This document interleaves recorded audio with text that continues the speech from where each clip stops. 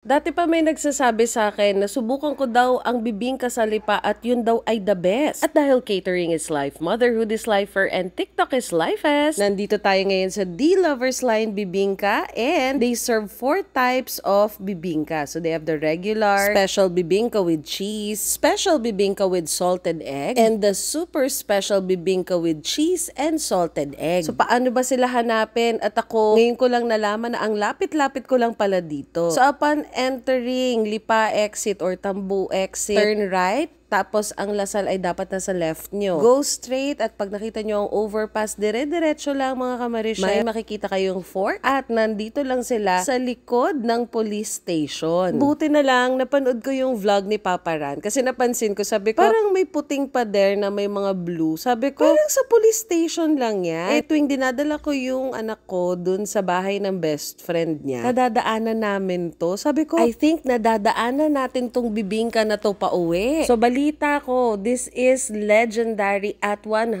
years old na ang recipe nila. Even yung stone na panggiling nila ng rice is 100 years old na. At bilang isang bibingka lover, lalo kaming na-excite subukan ito. So we are now approaching the rotonda and we are turning right. My gosh, mag-iisa't kalahating taon na kami dito sa Lipa. Hindi ko pa siya nasusubukan kaya nakaka-excite siya mga kamari-chef. Ayan na, so pagdating namin, nakita namin na may nakapila konti lang. So we were excited na kami agad yung isuserve. Tapos nanood kami kung paano nila niluluto. Only to find out 30 ang nakapila. Wala lang sila dun sa stall physically kasi babalikan nila yung order nila. So ganun na rin yung ginawa namin. We ordered 10 pieces. Tapos sabi namin we'll just eat lunch outside and come back for it. Pagbalik namin, ang dami na naman ng pila at buti na lang nakuha na namin yung order namin and we ate it at home. So ayan, tikman na natin. So pagkuha ko pa lang, nagulat ako, mabigat siya. It is not your typical fluffy na bibingka. So this is like a compact and denser na side. Mas pino yung bigas. Malapit ang lasa niya sa bibingka souffle. Naghahalo yung alat, yung tamis, yung buttery side at saka yung lasang coconut. Pero hindi nawala yung lasa ng smokiness ng uling. Yung smoky taste kasi is the signature lasa ng bibingka. Ang sarap niya, and for 38 pesos mga kamari-chef, di na tayo lugi dito.